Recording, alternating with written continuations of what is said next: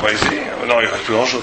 Donc je veux juste revenir sur un ou deux points importants sur lesquels on est passé à faire la dernière fois. Il y a deux points importants sur lesquels. Attendez, où est-ce que je l'ai mis?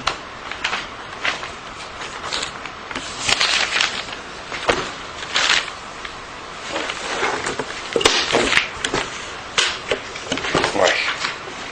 Donc pour résumer la semaine dernière, il y a deux points très très importants. Il y a un premier point, on ne va pas s'y attendre, mais on en a parlé longuement, c'est que les modalités d'étude doivent être soumises pour le Maharal à l'objet d'étude. Ça c'est très très important. Il avait donc découpé ça en trois, en disant que la relation à Dieu, elle doit être une pensée absolument solitaire. Et donc c'est une forme de pensée qui n'est pas partageable. La notion de pensée non partageable pour atteindre la notion d'unité de Dieu, elle est fondamentale chez le Maharal. Pareil pour Maaseh Bereshit qui se passait à deux. Tout ça on l'avait expliqué en dernier coup. Mais bon, ça il faut le rappeler. Deuxième chose qui est très très importante, on va voir peut-être dans l'Agdama deuxième, qui est la notion que ce qu'on avait dit, toute l'idée qu'on avait dit qu'il y a tout un domaine du non-savoir, ce qui est pensé dans la pensée goy, dans la pensée idéaliste, notamment chez Kant, comme un non-savoir absolu. Le Maharal est d'accord avec soi que tu ne peux pas savoir avec ça, mais pour lui, chez Kant, c'est un résultat, alors que pour lui, c'est un point de départ. Ça veut dire que pour le Maharal, ce non-savoir est un non-savoir de quelque chose qui va lui-même générer un savoir plus fort. C'est ça qu'il faut bien comprendre. C'est pas un non-savoir comme chez Kant, où il n'y a plus rien, il n'y a plus de retour. On avait bien vu ça la semaine dernière, dans ce qu'on va continuer. C'est pas un non-savoir qui ferme la porte, c'est au contraire là où va se jouer, c'est dans ce non-savoir-là que va se jouer peut-être la plus grande aventure de l'esprit. Dans une modalité de connaissance qui passe par le non-savoir. D'accord? Comment? D'accord? Très bien. Ça, c'est les deux choses très très importantes dans lesquelles on va parler. On va y revenir un petit peu. Et ce qui est intéressant dans la deuxième Akdama, et qu'on va essayer d'entamer aujourd'hui, c'est que c'est peut-être là le Maharal va toucher à quelque chose qui est peut-être la différence radicale entre la Torah et la philosophie. Je ne sais pas s'il a voulu, mais en tous les cas, il va montrer que c'est ça. Il y a un niveau où c'est là où va se jouer la différence radicale entre la pensée thoraïque et la pensée philosophique. Donc, reprenons le texte où on s'était arrêté. On s'était arrêté ici. Ouais. Donc, on était à Arayot. Et dans Arayot, on avait dit, Fikar Dorshim Be'arayot Beshnaim. On avait dit qu'une Arayot, c'était l'agencement des êtres créés, comment les êtres créés devaient se comporter entre eux, et que ça pouvait, comme d'après la formule du Maharal, toute étude doit obéir à une façon, tout sujet étudié obéit à une modalité différente d'enseigner et d'étudier. Mais à Arayot, comme ça parle du multiple, ça parle forcément de quelqu'un qui est Dieu, qui dit qu'est-ce qui est interdit et qu'est-ce qui est moutard, et ça parle à deux personnes. C'est pour ça qu'une personne enseignera à deux personnes. On est d'accord? Puisqu'on parle ici, autant la pensée de l'unicité de Dieu ne peut s'étudier que seule, et dès que tu la partages en dialogue, tu es à côté de la pensée de l'unité de Dieu. Puisque la modalité de connaissance passe par la solitude, parce que c'est une idée solitaire, qui n'est pas partageable. Autant l'Maaseh Bereshit, ça doit être exclusivement à deux, parce qu'il s'agit de l'origine d'une extériorisation. Bereshit, c'est Dieu qui extériorise sa volonté en créant. Donc ça passe par une étude à deux, mais pas à trois, parce qu'on est dans le geste originel de la création. Autant Arayot, qui est l'agencement des choses entre elles, passe par trois, ça veut dire le législateur qui est Dieu, plus les deux choses qui ont le droit ou pas le droit de se rencontrer. D'accord? Au début, le Maharal avait parlé de Sod Arayot en disant que de la même manière que les modalités qui sont après la création sont différentes de la création, il y a aussi l'ordre qui est avant d'ailleurs la création, l'ordre que Dieu, dans les mots, il le dit l'agencement des êtres entre eux. כי הבנאי הבונה בית מתחילה מסדר אותו בשכלו ואחר כך מוציא אותו לפועל. כן. Donc, avant de créer, on organise d'abord les choses, on prépare, on organise, et après on crée. Et par ce fait Mais ces trois choses-là sont avant la création. Et donc par ce fait-là, le seder en soi, il est nifdal, du monde après création. En fait. Il y a un côté nifdal. Ça c'est autre chose, ça, tu as raison. On en a parlé. C'est ça quand il parle de Sod HaRayot, a priori. Non, pas que Sod HaRayot, il dit que les trois choses. Les choses sont nifdal. Les trois choses sont de l'ordre de quelque chose qui est dans les catégories d'avant des modalités d'être créé. Donc Sod HaRayot fait aussi partie de ces choses-là. Bien sûr, il le dit après plus tard. C'est un peu comme Istakel Ba'oreita ou Baralma, c'est-à-dire que Dieu a d'abord créé la Torah et selon ça il y a eu... C'est plus que ça, c'est une intelligibilité qui n'obéit pas aux catégories de l'être. C'est ça qu'il faut bien comprendre. Ce que je dois comprendre, c'est pourquoi spécialement Sod HaRayot, c'est-à-dire Sod, ça devrait être le Sod de toutes les mitzvot de la Torah, pas spécialement HaRayot. Qu'est-ce qu'il y a de... Non, le Sod HaRayot, c'est comment les choses se comportent entre elles. Quel est le rapport? Qu'est-ce qui est permis de se connecter? Qu'est-ce qui est interdit de se connecter? Mon rapport avec les tchilines, mon rapport avec les mitzvot, mon rapport non, le rapport avec les mitzvot, c'est pas... Alors, il va le dire. Le vol, l'arrangement entre deux personnes par rapport à l'argent. C'est aussi un... Justement, tu vois ce qu'il va dire là. Reprenons les mots. Donc il dit ici... Donc il dit, Lefika, dorshim be'arayot be'shnaim, ve'adoresh hu hashlishi, ve'od b'ma she'arayot kulam, כן, התרחקות מדבר שאין ראוי החיבור ויהיו הנמצאים עומדים בחוקם וגבולם שנתם השם יתברך להם ולכך הנקראים עריות חוק כי יכתיב את חוקתי תשברו גבי עריות וזה סוד העריות כי השם יתברך עם זה הנמצאים ונתן להם חלק ולא יציא מחוקם וזה כולל כל הנבראים שיש להם חוק שישברו חוקם והעריות שהוא חיבור במי שאין ראוי לו הוא יציאה מהחוק לפיכך העניין העריות הוא יותר קרוב אל העולם. אז qui te dit d'abord avant de poser ta question, il te dit que le sort d'Arayot c'est que le herva c'est la notion de frontière, c'est à dire qu'il te dit c'est un grand yesod qu'il y a des choses avec lesquelles que tu vas te mitraber avec des choses qui au lieu de t'amener de l'épanouissement vont diluer ton essence. C'est ça le Sod HaRayot. Le Sod HaRayot, ça veut dire que tout chibour n'est pas bon, qu'il y a un chibour qui va te faire sortir de tes gvoulottes et qu'en sortant de tes gvoulottes tu vas te perdre. La transgression de la Harayot, c'est la notion même de ne pas accepter que tu es défini. Il y a un paysage intérieur. Chacun a une essence qui est circonscrite par une limite, qui fait que cette limite est shayar à quelque chose ou n'est pas shayar à l'autre. Donc ici, bien entendu, il faut prendre la Harayot au sens large. Ce n'est pas que Harayot, il y a certaines personnes qui vont s'intéresser à, on peut dire à n'importe quoi, à la physique, à la philosophie, à tout ce que tu veux. Ça va être pour eux une dissolution de leur être. Parce ce n'est absolument pas shayar à ce qu'ils sont. C'est ça l'agencement. La notion, le Sod HaRayot, c'est l'agencement des choses. Ça se concrétise d'un point de vue halakha dans les Harayot. En te disant, ça avec ça oui, ça avec ça non, Cohen pas avec Roucha, frère et sœur non, etc., etc. Manger un aliment interdit? Tu peux aussi projeter là-dedans. Tu peux le projeter là-dedans. Simplement, c'est pas ça qui est fondamentalement en jeu dans l'aliment interdit. C'est pas que tu vas pas t'identifier. On voit bien qu'il y a quelque chose de plus dans un Harayot. Non, c'est parce que ici c'est une question de t'identifier. Tu t'identifies que dans le rapport de Harayot avec l'autre. Tu ne vas pas t'identifier au cochon que tu vas manger. Y a pas, tu vas rentrer en toi, c'est d'autres notions. Je le fais moi, quoi. Oui, mais c'est pas là où va se jouer la notion de gvoulot. La notion de gvoulot va se jouer dans la Harayot parce que justement la Harayot, c'est la notion aujourd'hui on est dans un monde où tout est permis. Pourquoi? Parce que justement il n'y a pas toute la notion d'essence est tombée.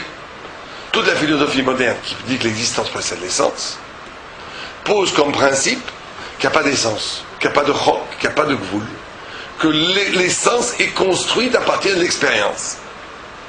Donc, je vais exister d'une certaine façon, et en existant d'une certaine façon, je vais produire une identité, et donc rien n'est interdit, puisqu'il n'y a pas d'essence.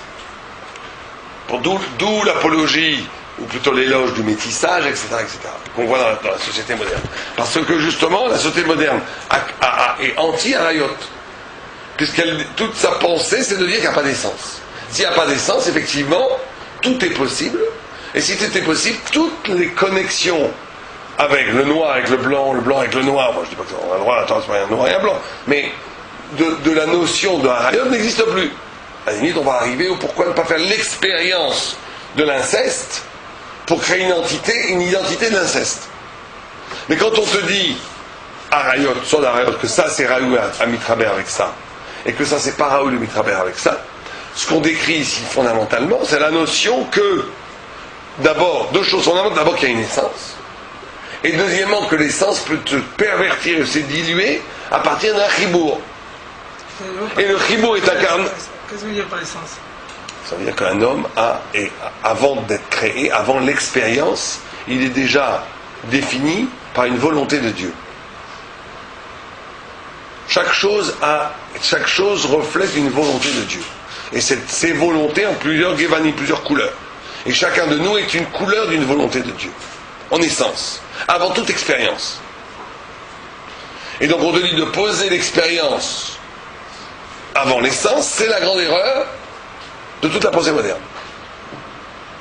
Il faut bien comprendre ici que la pensée moderne n'est pas si idiote. Quand elle dit l'existence précède l'essence, ça veut dire que c'est l'acte même d'apparaître dans le monde qui précède l'essence. L'existence, ça veut dire existe du stance, sortir du stance. S'arracher au stance. S'arracher au stance, ça veut dire s'arracher à l'être. Ça veut dire que l'essence est produite par cette capacité de s'arracher à l'être. Donc le statut de l'essence est ordonné par un événement fondamental qui est la capacité que l'homme a de s'arracher à l'être. C'est ça que, là, je viens de vous résumer toute la pensée moderne, depuis les 150 dernières années. Faire des choix. Non, c'est plus que ça. Il va te dire, un animal n'existe pas. Heidegger dit, un animal n'existe pas. Parce qu'il obéit absolument à sa nature. Donc il n'existe pas. Chez l'animal, l'essence précède l'existence. Il obéit absolument à sa nature. Et il va te dire, les idéalistes comme nous, ils vont nous traiter de primitifs. Ils vont dire, vous vivez comme des animaux. Parce que vous êtes dans une pensée où vous êtes déjà prédéterminé par une essence. Alors que toute la liberté humaine, c'est cette capacité de s'arracher à tout déterminisme, à tout prédéterminisme, à toute essence. Et que cet arrachement va fonder une nouvelle essence qui n'existait pas avant. Et c'est ça la liberté. C'est une pensée qui a l'air très attrayante, mais il n'y a pas plus apécorsoute que ça. Parce qu'en vérité, c'est une pensée qui porte l'homme au même niveau que Dieu, si tu réfléchis bien. Puisque c'est nous qui allons décider de notre avenir, de notre essence. Donc ce que te dit Silma, et donc c'est pour ça que c'est pas du tout un hasard que la liberté sexuelle et la hefkerut sexuelle qui domine les 100 dernières années dans le monde des goïms est coextensive absolument de cette pensée d'existence. Toute nouveauté est bonne, quoi. C'est pas que toute nouveauté est bonne, c'est moi qui vais définir par l'existence, c'est-à-dire par mon acte de m'arracher à toute définition, c'est moi qui vais être le fondement de la légitimité. Mais tout est légitime, en fait. Il faut produire un arrachement. Il faut produire une pensée nouvelle, qui est une nouvelle façon d'exister. Plus on dépasse les limites, à la limite, ouais. Mieux c'est ça. C'est pour ça qu'ils sont pris dans des contradictions, parce que dans ce cas-là, on pourrait dire, c'est ce qu'a essayé, bon, ça, on va pas en parler de ça maintenant, c'est toute la tentative de Marx, de Sartre, de concilier l'existentialisme avec l'éthique. C'était son grand problème à lui. 40 années de réflexion de Sartre, c'était ça. Si l'existence précède l'essence, y a-t-il une éthique? C'était son problème. Donc lui, il a dit que oui, il voulait, surtout à la fin quand il a rencontré Bénévi, ce qu'il disait que le geste existentiel, originel, a déjà attrait avec l'éthique. En ce sens-là, il s'est un petit peu approché que toute existence réelle, tout arrachement à la matière, va produire quelque chose qui est éthique. Donc tu peux pas au niveau originel, produire un fondement qui est rare. Bon, ça c'est Sartre, on va pas parler de ça. Nous on dit que c'est une bêtise. Pourquoi? Si c'était les Shitatam, si c'était vraiment comme ça, je vois pas pourquoi il n'y aurait pas une existence qui créerait un fondement non éthique. L'éthique étant de l'ordre de l'essence, l'éthique devrait être modelable par rapport à des postures de l'existence. Donc nous, ce qu'on dit, ce qui est fondamental, alors, nous justement, comment on échappe à cette critique de la philosophie moderne, qui nous disent, mais vous, dans votre système, vous êtes prédéterminés. Parce que vous n'êtes que des assignateurs, vous n'êtes que des comptables, des scribes d'une essence qui vous a déjà été logée dans la tronche, et donc vous n'avez plus qu'à révéler ce qui est déjà existant. Donc à ce niveau-là, vous n'existez pas. Vous ne créez rien de nouveau. Donc vous êtes des animaux. Comment tu réponds à ça? Alors justement, le marin dans la deuxième introduction va y répondre. Mais vous comprenez l'enjeu. À première vue, à l'époque de l'existentialisme, on avait l'impression que l'horizon de la liberté était forcément n'est libre que celui qui existe, n'existe que celui qui s'arrache à tout déterminisme et qui fonde lui-même ses propres valeurs, donc sa propre essence. Bien ici, le mari dit c'est exactement le contraire. L'existentialisme limité, c'est une contradiction en soi. Ça veut dire quoi? Ça veut dire qu'il y a une essence au départ, mais qu'après il y a un existentialisme qui est dans un certain cadre. Si tu as une essence au départ, c'est pas toi qui fonde l'essence. Donc tu es évêque d'une essence qui t'a prédéterminé. Tu es esclave d'une prédéterminisme ontologique. Tu peux pas avoir tu peux pas faire un cocktail. Il y a eu des gens comme Merleau-Ponty et d'autres qui étaient des chrétiens qui ont voulu, non pas Merleau-Ponty, l'autre, Ricoeur, qui a essayé de faire ce que tu dis. Aussi de concilier religion existentialiste en faisant un tchakshuka, mais moi je n'aime pas du tout parce que c'est à cause de l'idéologie religieuse, ils essayent de cachériser l'existentialisme qui était à la mode, tu vois. Bon, tu dis ça au Ricoeurien et tu dis c'est pas beau. Dans la Torah, le sac de Chidouche. Alors on va voir, justement, c'est ce que ça c'est le Maharal. Le Maharal il va te dire que nous on n'a pas cette problématique du tout. On va voir pourquoi. Si on y arrive, j'espère qu'on va y arriver. Mais, ouais. Pourquoi les goulottes, ça nécessite des règles d'enseignement propres au Harayot? Non, ce qu'il a dit le Maharal, la grande idée du Maharal avant ça, c'est de dire qu'un enseignement est conditionné par le sujet que tu étudies. Voilà, mais j'arrive pas à faire le lien entre... Donc Dieu, on comprend qu'on ne peut pas appréhender son unité si on rentre dans un discours, dans un dialogue. Parce que le dialogue est toujours duel. Donc dans l'essence même du dialogue, tu vas passer à côté de l'idée d'unicité de Dieu. On comprend que dans Maaseh Bereshit, qui est l'origine, la première extériorisation de Dieu, donc on a un rapport à deux. Dieu est créateur, création, créateur. Donc on doit être à deux. Maintenant, on est ici dans l'agencement.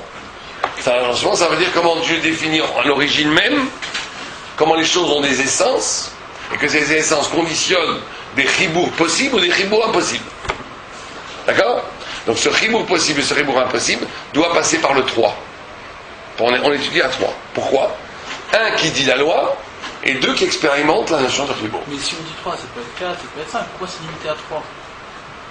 C'est-à-dire dès lors qu'on est arrivé à la notion du tiers, il n'y a aucune différence entre 3 et 4 et 5.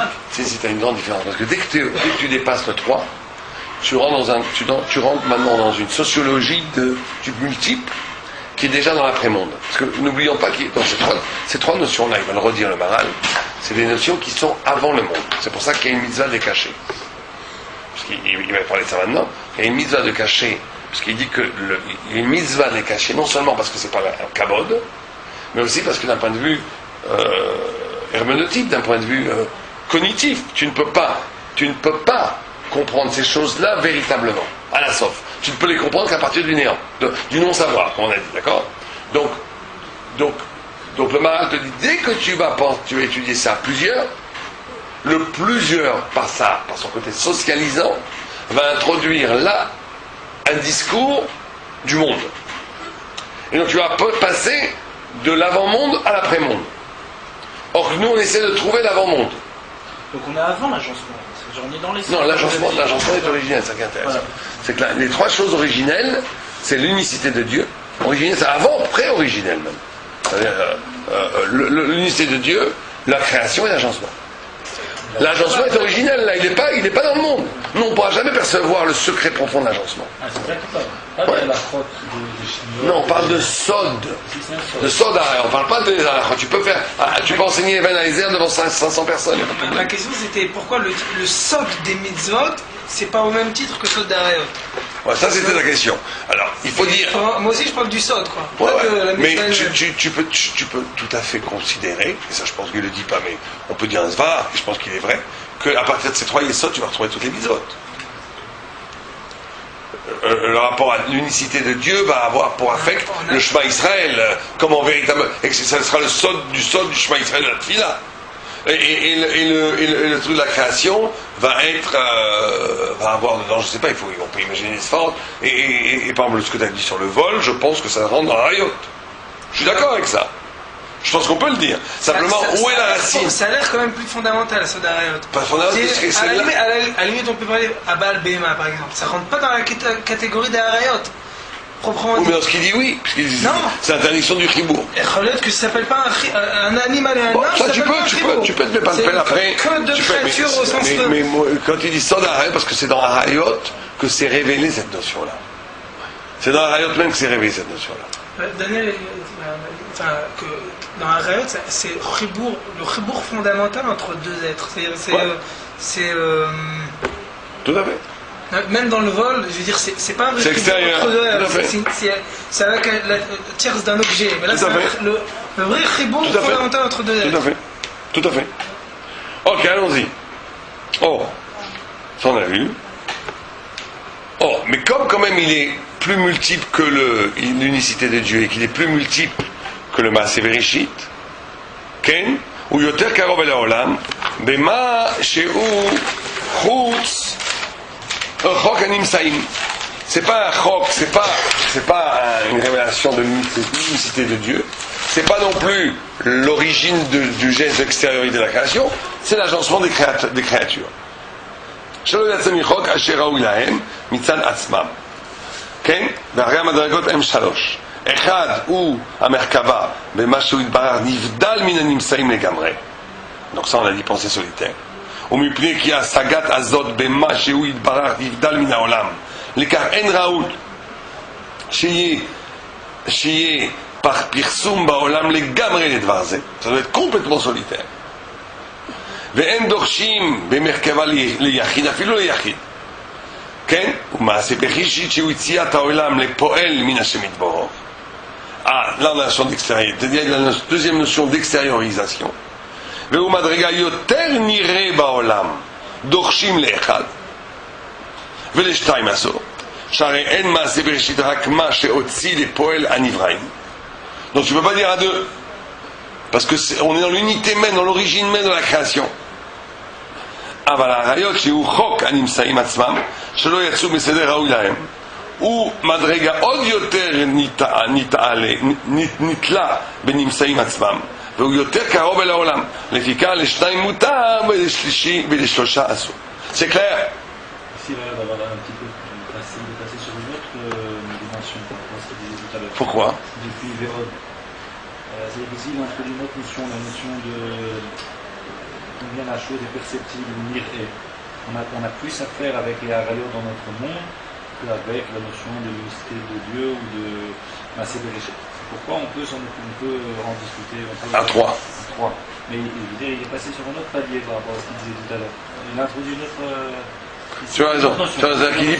Il dit pas simplement que la notion. Là, c'est que le Maharal est tiraillé entre deux problèmes. Un, la modalité de connaissance. Le sujet traité qui doit avoir une forme de connaissance qui lui est propre. Ce que nous on a complètement oublié parce que on étudie tout de la même façon. Donc, mais c'est vrai que là il te dit trois domaines de connaissance, donc trois domaines de pensée. Et après il te dit que effectivement il articule ces trois domaines au niveau de plus ou moins proche de l'après-monde, pas du monde après. Et Arayot c'est ce qui est avant mais ce qui est plus proche de l'après. Bereshit est au milieu, unicité de Dieu complètement séparée. T'as raison. Mais c'est pas du tout contradictoire, ça va complètement en même temps. D'accord? Oh. Kigvar Amarnu. On a fait ça? On en est où? Kigvar Amarnu? Kigvar Amarnu, qui Kol Davar Ze ou Nivdal Min Haolam. Là, il te rappelle que ces trois dimensions-là sont séparées du monde. Ken? Min Haolam, Atzmo Acher Imatso, Acher Sheseder Hashem Idbor. Donc ces trois choses-là, ces trois choses sont avant monde. Hein? Il faut très faire attention à ça. Elles sont séparées du monde. Elles sont ce qui a fait que le monde est. Elles ne sont pas dans le monde. Elles sont ce qui a fait que le monde est. On a moins envie de dire ça dans les Harayot. Hein? Dans le Sod Harayot, on a moins envie de dire ça. Non, parce que c'est... Parce que, puisque c'est quelque chose qui régit, c'est-à-dire qui est en action après la création du monde, ça veut dire il est quand même beaucoup plus... Oui, justement, c'est ce qu'il te dit. Il te dit, c'est pas une loi qui vient se rajouter à l'être. Harayot, c'est une loi. Le Sod Harayot, c'est pas une loi qui vient régencer le monde. C'est la notion d'essence des individus. Or, l'essence est pré-monde. Ton essence à toi, elle est avant le monde. C'est d'ailleurs l'ébauche de la réponse à Sartre. Sartre, elle va considérer les essences en vérité comme des idées du monde. Donc dans ce niveau-là, il avait raison que l'existence possède l'essence. Mais l'essence des choses, si elle est avant monde, toute la couchade de Sartre, elle tombe. Dans la mesure où on n'est pas déterminé de notion d'esclave ou de liberté par rapport à l'identité, elle n'existe plus si cette identité, elle échappe à toutes les catégories du monde. Il n'y a que les catégories du monde qui te rendent esclave. Mais c'est parce que cette essence qui est incarnée par le Sod Harayot, elle est avant le monde, et donc elle n'est pas tributaire du registre du mondain, que le fait que tu as signé avant même toute expérience à la recherche de cette essence ne fait pas de toi un animal, ni un être complètement déterminé. Ça te laisse absolument ta liberté. Tu comprends? C'est ce que tu voulais faire tout à l'heure. Ça veut dire que nous aussi on va exister, nous aussi on va s'arracher. Mais on va s'arracher de quoi? On va s'arracher des déterminismes mondains, après monde. J'appelle mondain ce qui est après monde. Là on est d'accord. Mais pour nous renvoyer à quoi? À ce que Lévinas appelle partout l'intrigue. L'intrigue, ça veut dire le pourquoi de tout ça. Et ce pourquoi, s'il était dans le monde, alors on aurait un gros problème. Parce qu'on dirait, alors on est prédéterminé, comme un animal. On est un animal sophistiqué. Mais si tu dis que ce prédéterminé est shayach au monde d'avant le monde, donc toutes les catégories d'aliénation n'existent pas, donc quand tu recherches par un acte d'existence ce que tu es vraiment, ce est vraiment, c'est toi qui vas le créer, puisqu'il va falloir le dire dans ce monde, le traduire, mais ça va être la traduction de quelque chose qui dépasse infiniment le monde. Tu comprends? Puisqu'il est avant monde. C'est un peu la notion du zivouk, quoi. C'est un retour à... Le zivouk, c'est autre chose. Le zivouk, c'est la notion d'essentialité. Que les choses ne sont pas béakraï. Qu'il n'y a pas, oui, ça c'est très, que les choses ne sont pas, il n'y a pas de contingence. Ça, mais c'est un retour à l'au-delà du monde, quoi. L'au-delà de ce qui nous précède, en fait. Ouais. C'est la possibilité. C'est le mazal, quoi. C'est la possibilité d'incarner une dimension qui excelle le monde. Bon, ça c'est toute la Kabbalah avec que les tzadikim sont la Merkava. Il y a un texte du Rachash dans Nahar Shalom où il parle beaucoup de ça, où il dit que c'est le sod de ça, c'est que Abraham devient vraiment chesed. C'est-à-dire qu'il incarne dans sa vie la sphira de chesed. Yitzhak de Gvoura, Yaakov de Tiferet, etc. Ça veut dire que tu vas avoir une existence qui dépasse, mais infiniment ce que tu crois. Il y a même des Gemarat où ils disent, la Gemara, vous connaissez cette Gemara, ouais, le gars, il dit ça. Cette Gemara, j'ai oublié c'était quoi cet Agadeta? C'est quelqu'un avec le mur là, qui s'est écroulé et qui n'a pas voulu le réparer, c'était pendant le Shabbat, c'est ça? Vous connaissez cet Agadeta? Qui n'a pas voulu aller voir les fruits pendant que c'était le Shabbat? Hein? Et bien le gars, il dit que c'est le Gilgoul de celui qui était Loket et Etzim. En cogestine. Ouais. Et donc, regardez ce que ça veut dire. C'est quelqu'un qui vit une vie. Il est juste froum, il veut pas aller voir. Il est en train de faire le tikkun de quelque chose qui ne dépasse complètement, qui s'est passé à 1000 ans, à 2000 ans. C'est-à-dire que tu incarnes, tu es en train de faire des choses que toi tu perçois avec tes petites lunettes dans un petit riboua, alors elles ont un affect, et surtout elles mettent en jeu et en branle un autre niveau de conscience, quelque chose qui excède absolument ta vie et même l'être. Et même l'être. Ça veut dire qu'elles ont affaire avec des choses qui te... Abraham, à un moment donné, devient celui, dans son existence même, celui qui va incarner dans ce monde-ci, qui va être donc le relais de la dimension Chesed. Le Sphira Chesed. Donc toi, tu donnes à manger à un pauvre qui a faim, parce que tu as un bon cœur, tu vois que tu fais que ça. Quand tu fais ça, tu es en train de bâtir dans les mondes supérieurs le lien entre le chesed, objectif absolu qui existait, la sphira existait des milliards d'années avant le monde, au niveau de notre temps à nous, par rapport à l'espace une seconde qu'est la création, le guilou et la création. Alors que toi, tu crois que tu fais rien du tout. Et c'est pareil, dans les avérotes. Tu crois que tu fais une petite avérote personnelle, si tu as vite fait, bien fait, personne ne t'a vu, t'as détruit. Comment? C'est tout le monde Nefesh Hachaim, ça, tu détruis des mondes incroyables. Donc la notion que ta vie engage est liée à des choses qui excèdent largement la notion d'excès, la notion de méod, Adam Arish, Adam anagramme de méod. Mais la notion ici qui est très importante, c'est de savoir quand tu dis pourquoi l'agencement qui est à Rayot est avant le monde, c'est parce que ça signifie que l'essence est avant le monde. C'est ça l'idée fondamentale. L'essence propre de chacun. L'essence de toute chose est avant le monde. Sa destination. Et surtout, quand on dit qu'elle est avant le monde, c'est-à-dire qu'elle se conjugue sur une modalité d'intelligibilité qui est différente de ce qu'on connaît. C'est une distinction. L'essence, ça veut dire la destination. C'est vraiment l'essence de la personne. Non, mais justement, on ne rentre pas dans le ktoub des Arabes, Non. dans le destin. Non, pas destin. Non, mais tachles, tu veux dire. Un certain but que chacun se devrait Une mission. atteindre en Ouais, mais là on le verra beaucoup mieux dans la deuxième introduction du Maral, c'est que le Maral, à notre niveau, à nous, dans l'existence, Kebiechol, on est sartrien. Kebiechol. Dans le sens où nous, on doit vivre comme ça. On doit vivre une existence où, à partir de moi-même, on voit qu'Abraham Avinu, à partir de mon existence, de ma midot, de chesed, à partir de mon essence singulière, existentielle, je vais fonder le chesed. Simplement, là où il y a rupture absolue, c'est que ce que tu fondes a toujours existé et attendait que tu le fondes personnellement pour rencontrer. C'est la rencontre du fini et de l'infini. C'est la rencontre de ta singularité avec l'absolu. C'est la rencontre de la finitude et de l'infini à ce niveau-là. C'est là que Sartre n'a jamais envisagé. Tu comprends la différence? C'est que toi, en devenant ce que tu choisis d'être, donc il y a le choix d'être. Si ce choix si c'est un vrai choix, il va révéler que ce choix, qui est pourtant absolument libre à ton niveau, t'attendait de toute éternité.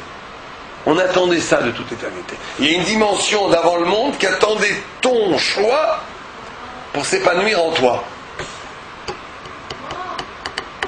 C'est l'idée dans le passage qui dit le vieux Yain Hacham Bebosser, le vieux vin dans des raisins neufs. Pour toi c'est neuf, pour toi ça doit être neuf. Si tu vis ta vie en essayant de rechercher tes buts qui sont inscrits, tu vas pas y arriver, c'est pas comme ça. Toi, ça c'est pas en essayant de décrypter ou d'être inscrit comme on nous accusait ça. C'est pas ça qu'on cherche de toi, c'est pas du tout ça qu'on cherche de toi. On cherche que tu vis une expérience intime de toi-même où tu vas fonder une essence. Au niveau existentiel, tu fondes une essence. Simplement que ce fondement-là, il va rencontrer quelque chose. C'est pareil pour le chidouche d'ailleurs. Tu vas dire un chidouche. Tu vas dire un chidouche. Tu vas pas simplement dire qu'est-ce qui est écrit ici, révélé. Ce chidouche, il est absolument personnel. Il est inouï, il est absolument nouveau. Personne ne l'a dit avant et personne ne le dira après. Il y a que toi qui peux le dire. Et peut-être que tu ne peux le dire qu'à ce moment. Et tu n'aurais jamais pu penser à ça avant et ni après. Tu as dit un chidouche extraordinaire, un pshat, une nouvelle façon de dire la Gemara, qu'il n'y a que toi qui as dit ça. Au niveau existentiel, c'est toi qui vis à ce moment, tu fondes un sphare. L'existence précède l'essence. Ton existence ici précède ce que tu as dit. C'est parce que tu existes absolument à ce moment-là que tu vas dire ça. Mais là où l'essence précède l'existence, c'est que ce que tu dis est l'écho de quelque chose qui était en sommeil éternellement, avant, et qui t'attendait toi pour être dite. Mais toi, au niveau existentiel, ce n'est pas visible. Mais au niveau ontologique, métaphysique, c'est absolument important. Si tu n'as pas ça, on est contre, on dit que tu ne peux pas, malgré tout l'effort des philosophes, on est forcément dans l'arbitraire. Si cette essence qui est fondée par l'existence n'est pas l'écho de quelque chose qui est avant le monde, on est dans l'arbitraire. Mais surtout, ce qu'ils n'ont pas pu penser tous ces penseurs, c'est l'avant le monde. Parce que si tout est pensable, si on est dans la philosophie classique où tout est pensable, alors il n'y a pas d'avant le monde. C'est ce que dit le Maharal. Que nous, la pensée est aussi la pensée est la modalité d'intelligibilité pour capter l'après.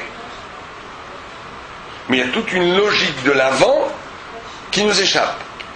On a dit que ce non échappé, même si certains philosophes ont compris que ça nous échappait, c'était fini. Nous on dit non.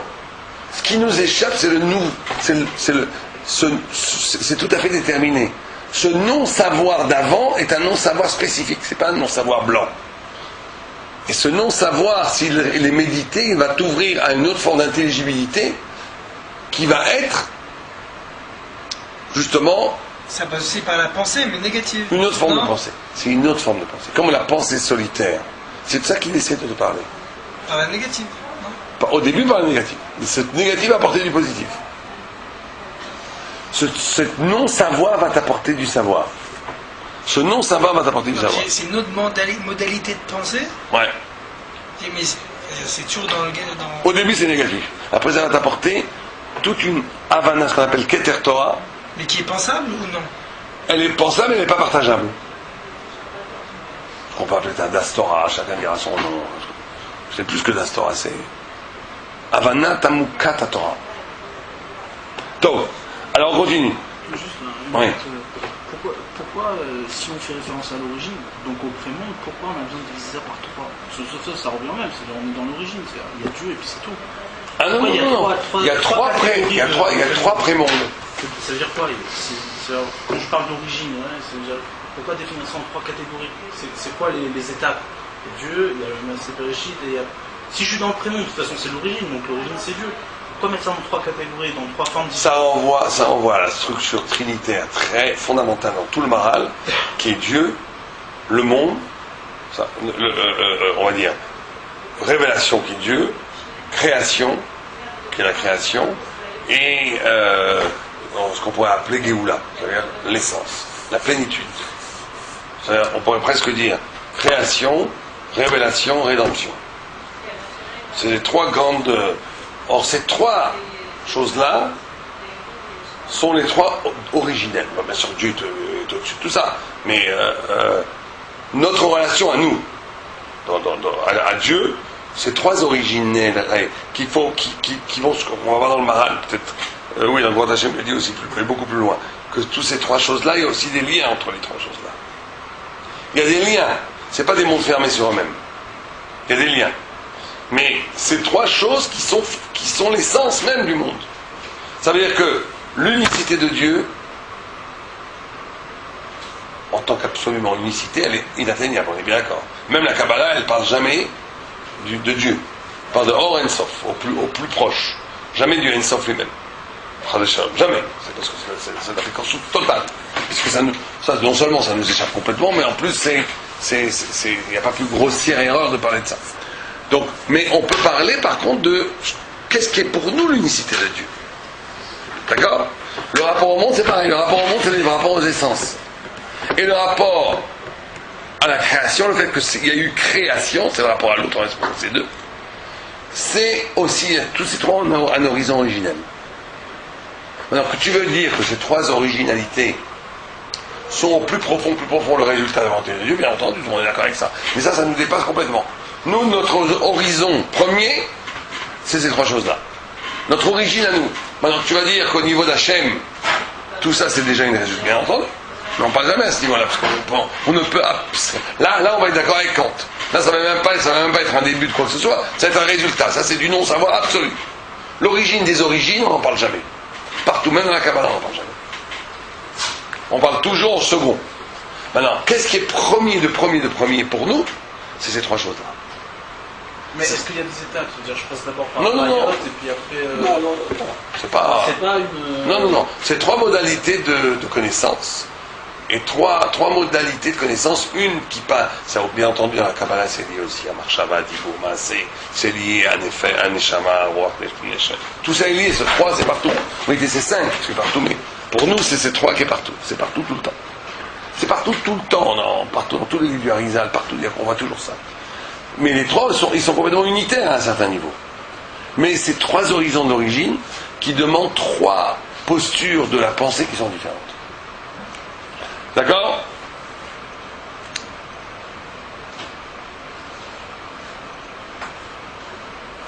כי כבר אמרנו כי כל דבר זה הוא נבדל מן העולם עצמו. אם אחד יישא וייתן עם חברו בעניינים שהם נסתרים כמו אלו שנפרשים ונבדלים מבני אדם, יבוא לטעות אחרי שההשגה זאת בדבר שהוא נבדל מן העולם עצמו בדבר זה ברור. Ok, là il retombe dans le problème de l'erreur. Mais en tout cas, il faut toujours voir, pour le Maharal, cette erreur, elle n'est pas si on est plusieurs, on va commencer comme la Mishnah, il dit, ils vont se parler, ils vont pas écouter le Rabbi. C'est vrai tout ça, mais le Maharal, il prend toujours ça au niveau fondamental. Dès que tu es dans une modalité de connaissance qui n'est pas 1, 2 et 3, tu vas tomber dans l'erreur de façon essentielle. Parce que tu vas tomber dans une socialité qui est fausse. C'est pour ça que tous ces gens-là qui étudient la Kabbalah en université, en groupe, ça peut mener absolument nulle part. Parce qu'ils n'ont pas compris que la façon d'étudier est aussi importante que ce que tu étudies. Oh.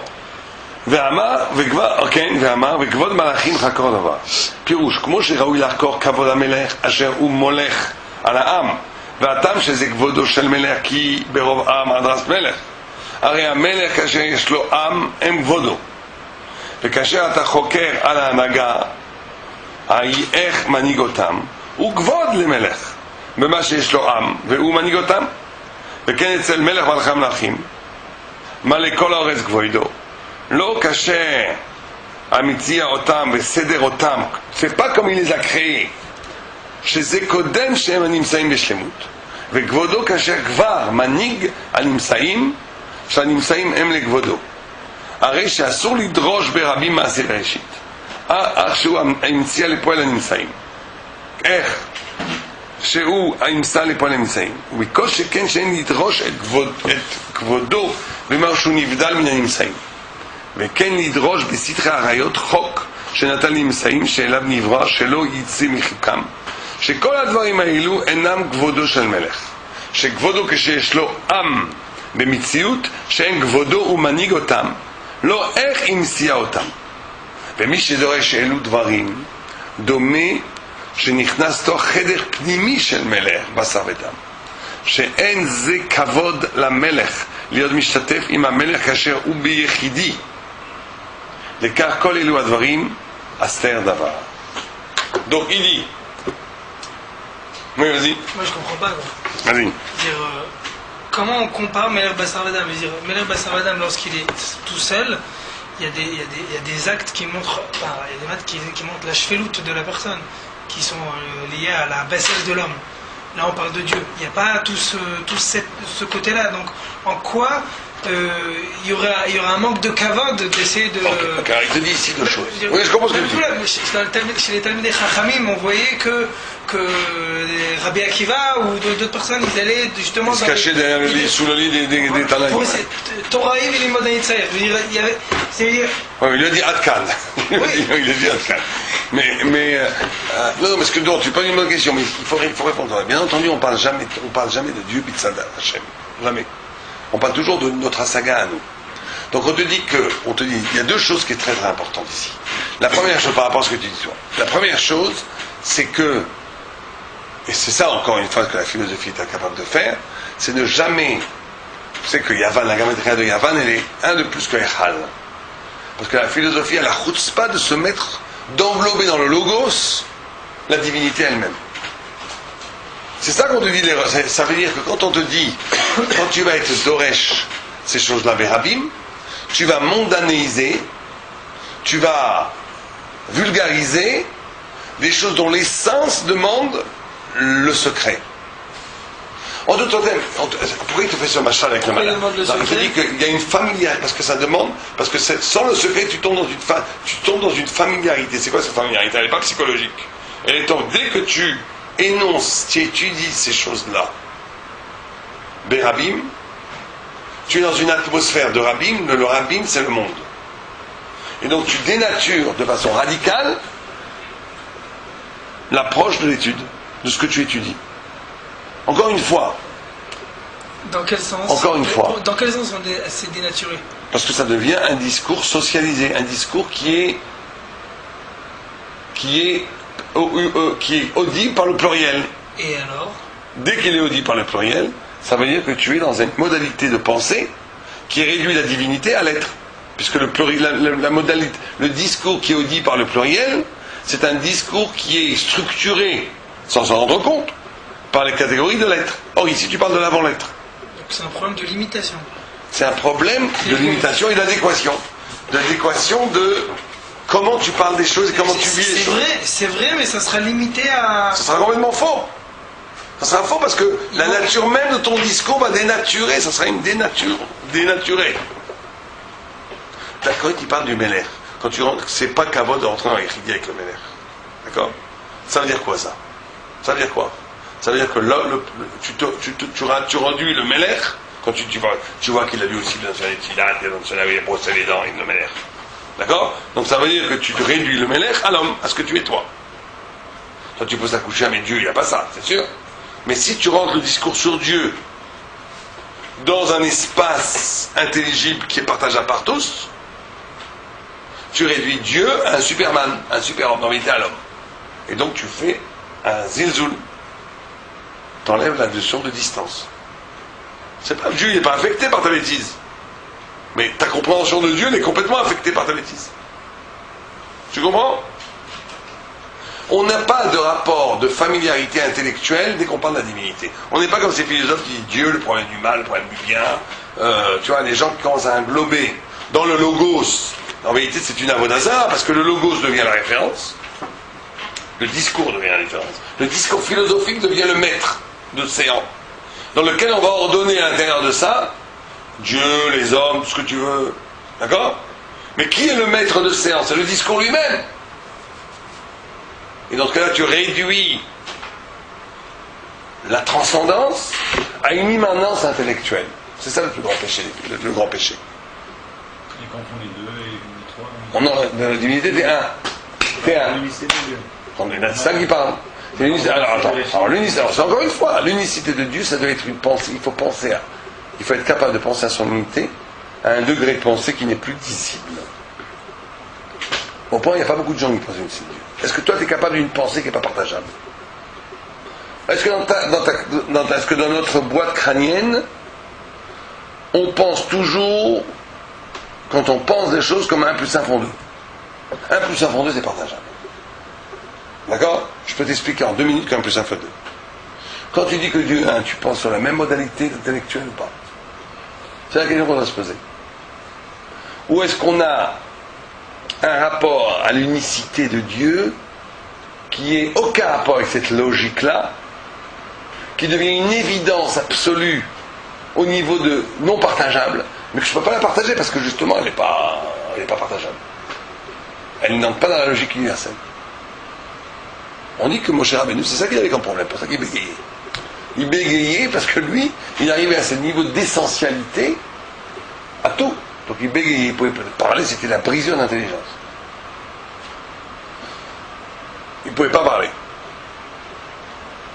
Mais vous comprenez ça? Pareil dans Bereshit. Est-ce que tes rapports d'avoir un rapport à l'autre, ou le souffle du rapport de l'autre, la pulsation première du rapport à l'autre, va rendre compte de l'origine primale de la création. Avant d'être créé. Et dans 3, vous avez d'avoir un rapport aux essences, où il n'y a justement que l'essence, où il n'y a pas l'histoire de l'essence. On est dans l'après-monde. Et tout celui qui brouille les cartes à ce niveau-là, c'est pour ça qu'il faut se méfier comme la peste du discours philosophique. Il faut l'utiliser, mais il faut s'en méfier comme la peste. Tout celui qui brouille les années, il fait un chilou Hachem, pas chaud, qui marche pas. Parce qu'il réduit,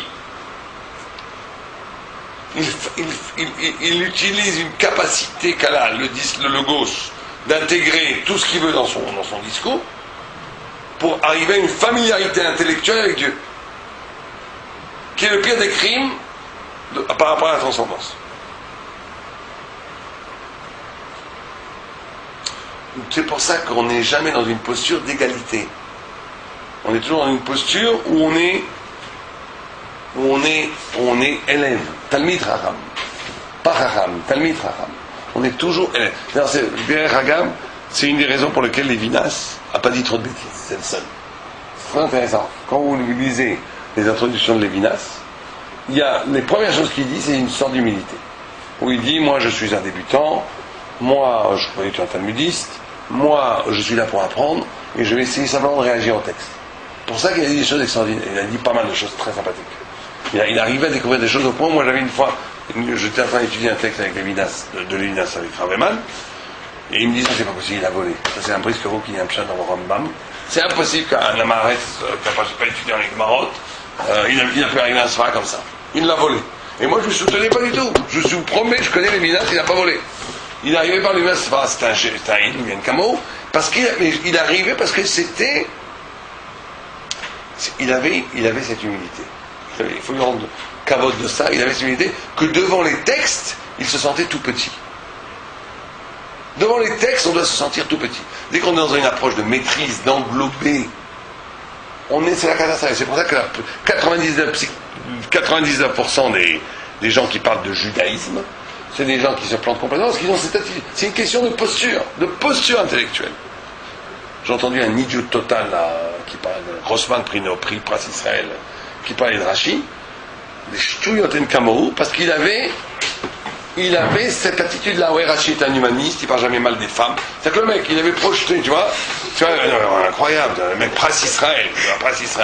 C'est-à-dire, au lieu de voir la singularité extraordinaire de Rashi, il est bien Rashi, pourquoi? Parce que c'est un humaniste. J'avais envie de lui dire, mais un goy, il est humaniste. Si tu as besoin d'un humaniste, va prendre les goïs, mais tu as besoin de Rashi. Le mec incapable de voir la singularité de Rashi. Pourquoi? Parce que Rashi et lui, on est pareil, on est du même monde. On est humaniste. On va aller boire une bière chez Meretz. On est ensemble. C'est d'introduire les choses, tu vois. C'est ça la catastrophe. Non, mais c'est ça la grossièreté intellectuelle dont font preuve tous ces gens-là. Ici, il y a une élégance intellectuelle. Le Maharal te dit l'élégance intellectuelle, c'est de ne pas rentrer justement dans l'intimité. D'abord parce que ontologiquement tu peux pas, c'est idiot, parce que c'est effectivement cher. Mais si tu fais cette erreur-là, t'as rien compris.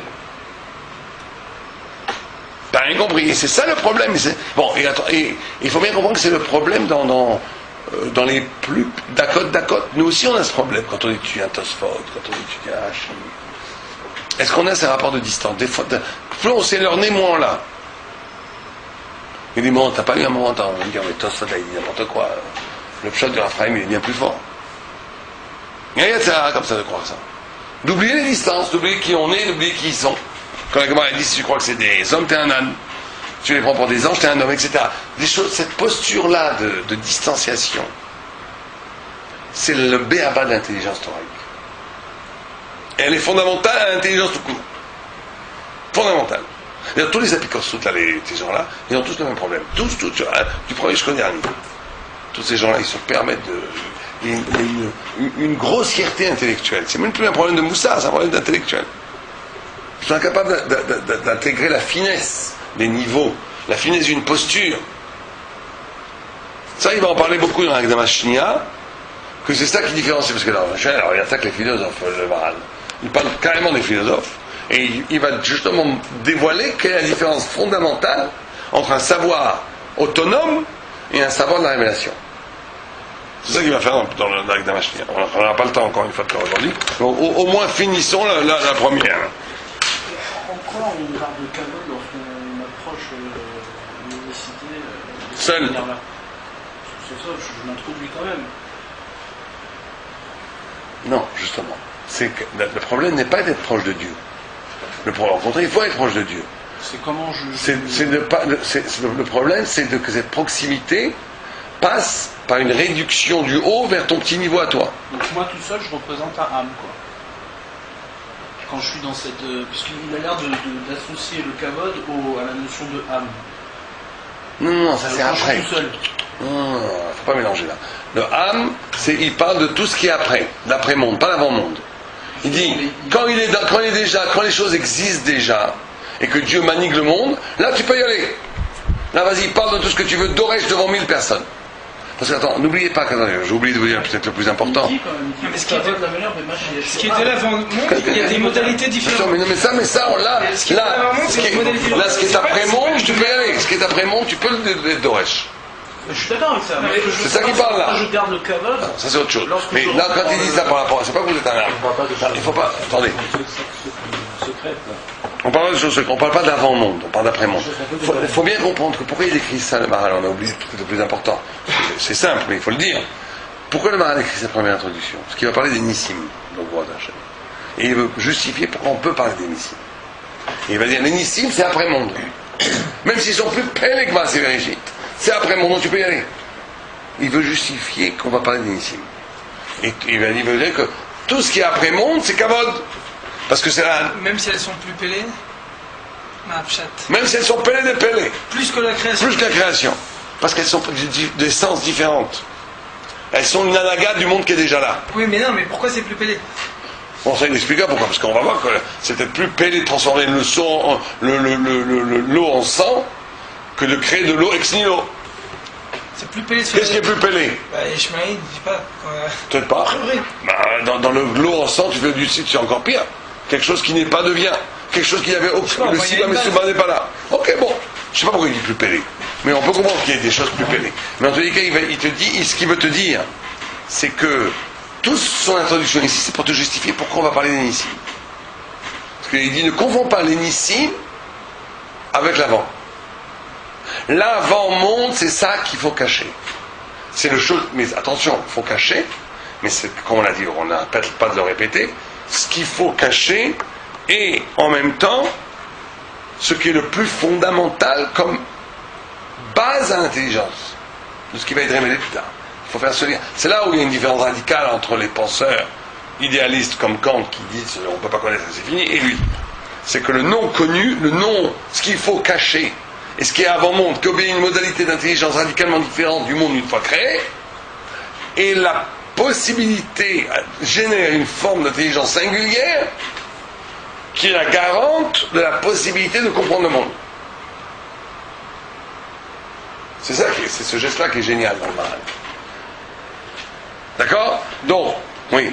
Je crois que je me suis mal fait comprendre, Oui, ou alors j'ai rien compris.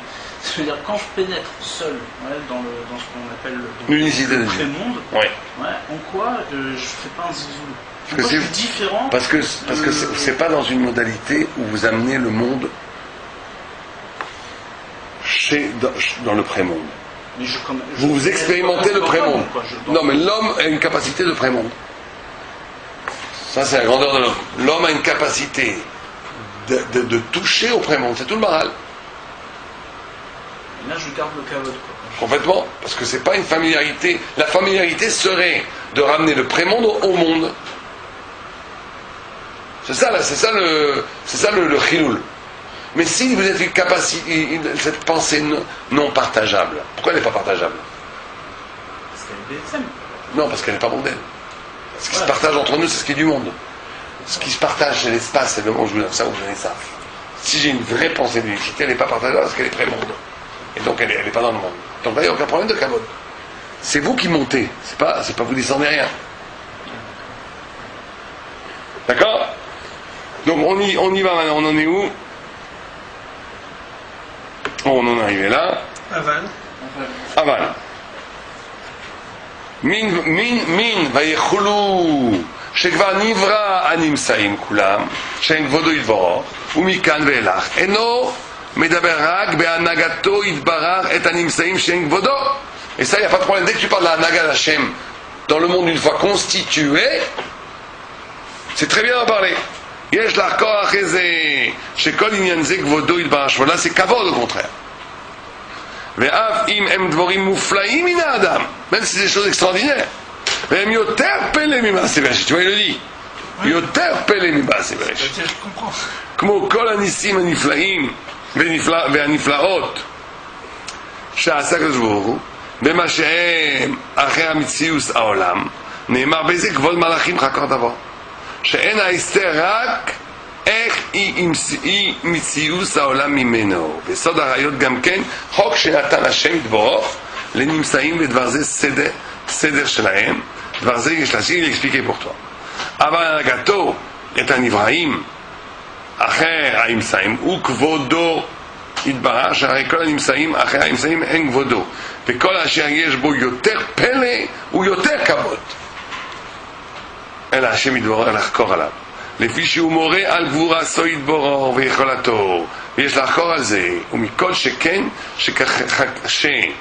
שחקירתנו בזה הוא לכבוד השם יתבורר l'istom PM chez le Doivre Sheker, là il veut se battre contre tous les apicursiens de son époque. On voit qu'à l'époque du Maral, moi je ne savais pas que c'était autant. Je pensais que les apicurus s'étaient développés il y a deux siècles. Mais tu vois que le Maral, il est très préoccupé par une tendance de son époque, il y a 4 siècles, où il y avait énormément d'apicursiens déjà. Moi je pensais que c'était un phénomène nouveau qui était né avec avec Mendelssohn, à Scala. Mais on voit que pas du tout.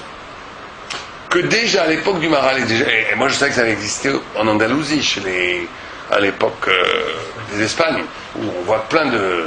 J'adore cette histoire, vous savez qu'il y avait des gens qui s'étaient palpés sur les Yichud Hashem en public. Est-ce que Dieu existe, Dieu n'existe pas, en philosophie. Et tu as un homme, une femme ou un homme qui Rabbi Yehuda Levi, il ramène ça. Un qui s'est levé, Am Israël reste Am Israël. Il dit, toi tu es en train de me palper, ma mère elle est morte, elle s'est fait brûler pour ne pas devenir renégate, pour ne pas m'acriche.